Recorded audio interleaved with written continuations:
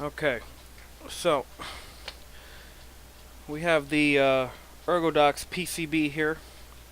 I ordered this actually back in March of this year, 2016, as part of a bulk order of other electronics. I ordered a bunch of Ramsey kits for my birthday gift to myself.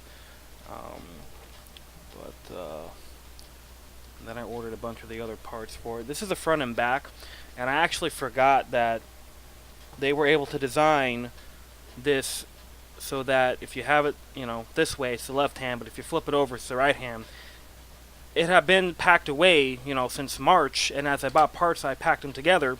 So I actually had this in its own pocket with parts, and this part in its own pocket with parts, and I was worried about getting them mixed up, but then realized it really doesn't matter because each one is capable of having any of the parts.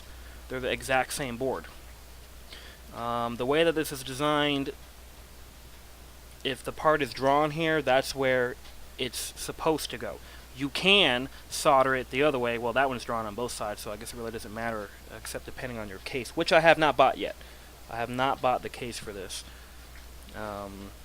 But regardless, those are the boards. What I'm going to do now is I have the surface mount diodes, which I was not going to buy. I was going to buy the thru-hole diodes, and you can see here that it does accept both. See if it focuses a little bit. Those little two dots there for the surface mount, and then the thru-holes are on either side. The square for your negative and the circle for positive. And they are on both sides. So you can do it either way. The thing with this is really hard to see, and you're not going to see it on camera. There is a line. Some models have it where the line is etched in, but this line looks like it's painted on the diode. That one goes on the square part of the board. And this just looks like it's going to be a fucking nightmare. I mean, look how fucking tiny these things are. When I initially opened it, I thought those were the diodes. I'm like, oh, okay, great. That's pretty damn small. And I realized, oh, those aren't the diodes. That's just the casing that it's in. The diodes are inside. Holy shit. That's tiny as fuck. So I have some ESD tweezers. This actually came in a 6-pack from Amazon. This is only one type. I have other types to try and guide these on. I bought the solder paste from Amazon as well. I don't know what model this is. Right there, if any of you are interested. Yeah. So, and apparently it has an expiration date, which is really interesting. So I definitely have to do this before March. But I got plenty of time. It's only what is it, August right now. So I guess this stuff pops off. You take this off. You put the little thing in.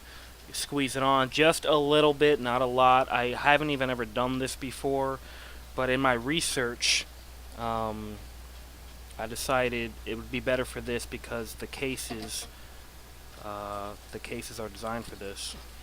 If you put the thru-hole, it gets in the way of the case when it closes on together, and that's going to be a problem. So I actually bought this is with the rework kit, which I'll show in another video. It's the Zenny 852D Plus. It's a SMD rework station and has that soldering gun, which I just showed you that I'm going to be using. Comes with multiple tips so that you can change your size. Right now I've got the smallest tip on there. And it also comes with standard soldering gun tips, because it comes with a pencil, very small style, for SMD work. So that's my specialty station. The one I normally use is my Velman Lab, which is in front of me that you can't see. Here's the iron for that. This I use for regular thru-hole soldering, just generic. And the unfortunate thing about this is that you can't change out different style tips. They don't make it for this model. They only make this standard one. But that's for another video. So at any rate, that's what I'm going to be working on, and I thought I'll just show a brief overview of that. And the next video will go into actually soldering and starting to get this thing put together so I can use it already.